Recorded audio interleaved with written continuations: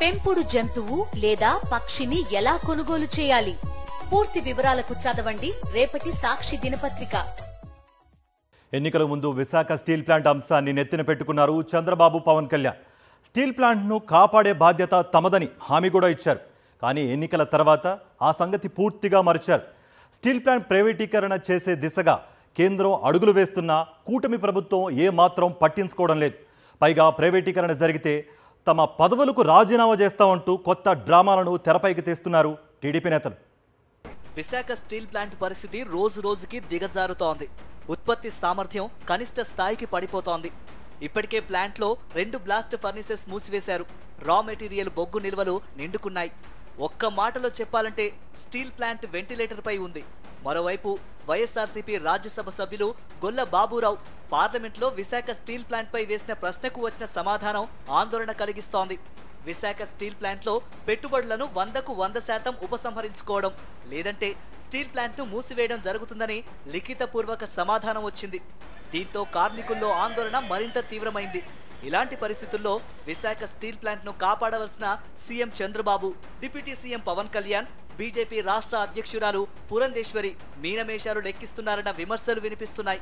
మరోవైపు కూటమి నేతలు విశాఖ స్టీల్ ప్లాంట్ పై రోజుకో డ్రామాను తెరపైకి తెస్తున్నారు. ఎన్నికల ముందు వరకు స్టీల్ ప్లాంట్ ను కాపాడుతామని చంద్రబాబు, పవన్ కళ్యాణ్, పురంధేశ్వరి హామీ ఇచ్చారు. స్టీల్ ప్లాంట్ ప్రైవేటీకరణ జరగకుండా ప్రధాని మోదీని ఒప్పిస్తామని కార్మికులకు నమ్మబలికారు. తీరా అధికారంలోకి వచ్చిన తర్వాత స్టీల్ ప్లాంట్ సంగతి మరిచారు. కూటమి ప్రభుత్వం అధికారంలోకి వచ్చి 100 రోజులు దాటుతున్నా స్టీల్ ప్లాంట్ పరిస్థితుల్లో ఎటువంటి పురోగతి కనిపించలేదు.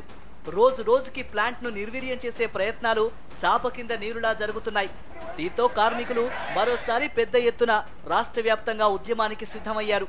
అనేక రూపాల్లో నిరసన కార్యక్రమాలు నిర్వహిస్తున్నారు. విశాఖ స్టీల్ ప్లాంట్ విషయంలో ఇచ్చిన మాటను నిలబెట్టుకోవాలని కూటమి నేతలపై రోజు రోజుకి ఒత్తిడి పెరుగుతోంది. దీంతో వారు సరికొత్త డ్రామాకు తెరలేపారు. విశాఖ స్టీల్ ప్లాంట్ ప్రైవేటీకరణ జరిగితే తమ పదవులకు రాజీనామాలు చేస్తామని స్పష్టం చేశారు. రాజీనామాలు చేస్తామన్న TDP MLA Palla Srinivas, MP Bharat వైఖరిపై కార్మికులు తీవ్రంగా మండిపడుతున్నారు. మీరు పదవులకు రాజీనామాలు చేయడం వల్ల ఎలాంటి ప్రయోజనం లేదంటున్నారు. మిమ్మల్ని ఓట్లేసి గెలిపించింది స్టీల్ ప్లాంట్ ప్రైవేటీకరణ జరిగిన తర్వాత రాజీనామాలు చేయడం కోసం కాదంటున్నారు. స్టీల్ ప్లాంట్ ప్రైవేటీకరణ ఆపుతారనే పల్లా శ్రీనివాస్, ఎంపీ భరత్ ను భారీ మెజారిటీతో గెలిపించామంటున్నారు. ఇచ్చిన మాట ప్రకారం కూటమి నేతలు కేంద్ర ప్రభుత్వంపై ఒత్తిడి తెచ్చి స్టీల్ ప్లాంట్ ప్రైవేటీకరణను ఆపాలని డిమాండ్ చేస్తున్నారు.